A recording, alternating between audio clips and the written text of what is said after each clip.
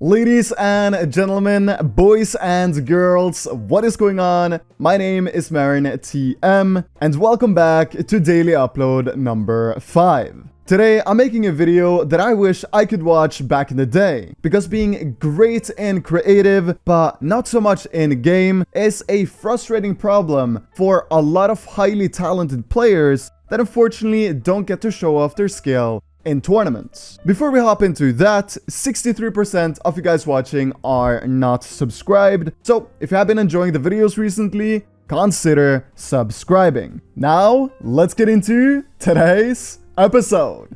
Starting this video off, we're gonna be talking about the fundamentals of competitive Fortnite. Things you need to understand in order to do well and improve in competitive.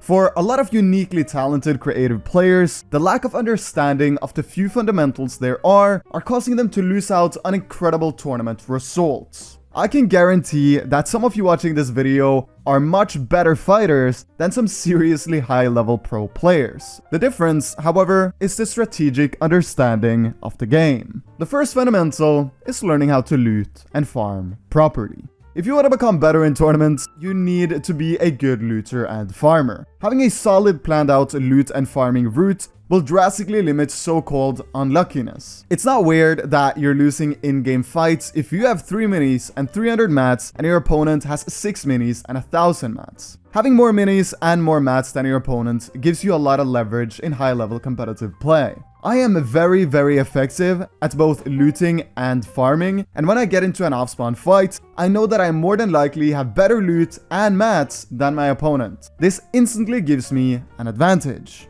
Moving on, now that you've made a plan to loot and farm effectively, you need to rotate early from your drop spot. This will have a massive impact on your competitive career. I'm not gonna go too in-depth about it, but I see many players with great potential just spending way too much time at your drop spot. A rule of thumb is to avoid POIs after the first circle starts closing and until the very end of the game. Okay, so we've gone over some of the most important fundamentals to limit inconsistency in your play.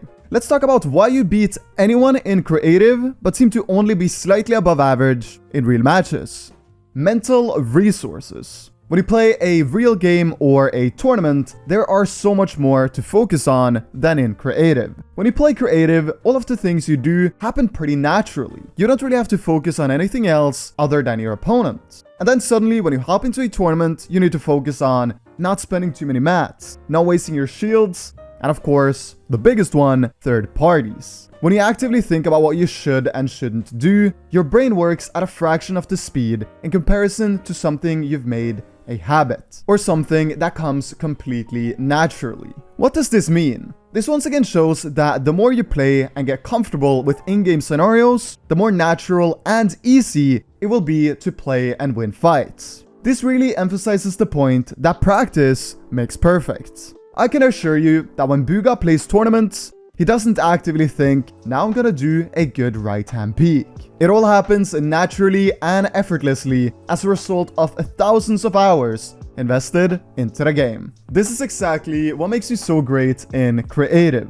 Everything you do happens naturally and effortlessly. But once you hop in a game, you might start thinking about something you're not that great at, that only matters in real games. That can be how you right-hand peek, how you use your mats, or something completely different. And this is the problem. In order to really break a bad habit, you need to practice the correct version so much that you can perform it properly without mental focus. In other words, that it happens naturally and effortlessly. My tip is as follows. Don't care about your bad habits when playing tournaments. Focus on them when practicing only, and let your game flow fully naturally when playing official tournaments. The next thing I want to talk about is incredibly important, and that is using most of your time focusing specifically on the things you are bad at in-game. A lot of players follow a set routine, like playing 1 hour of Kovacs, 2 hours of customs, then 1 hour of arena, and end the session off with 45 minutes of creative.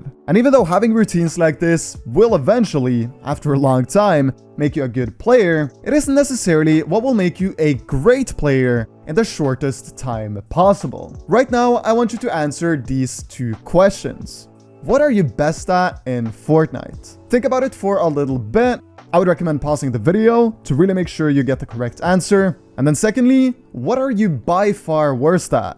If you said you're best at having fast, consistent mechanics and worst at aiming, then stop wasting your time playing creative and start setting off a major amount of time playing Kovacs, Arena, and aim duels. It's so important to understand that you're unlike anyone else. And that's why your routine should be different than your best friend's routine if you want to become better really quickly. Let's take another example. Let's say you're the best at endgames and the worst at fighting. Then stop wasting your time playing customs when you can literally W key everyone in solo arena and get in so many repetitions of fighting practice in the same amount of time it would take you to play one endgame, where you already know you play nearly perfectly. So in short, find your strong side and stop wasting time on it if you want to improve fast. And then find your weak side and set off most of your time in improving this aspect of your game. Like literally, I see so many players that has the potential to make a lot of money in this game, but I see them brainlessly doing the same thing every single day.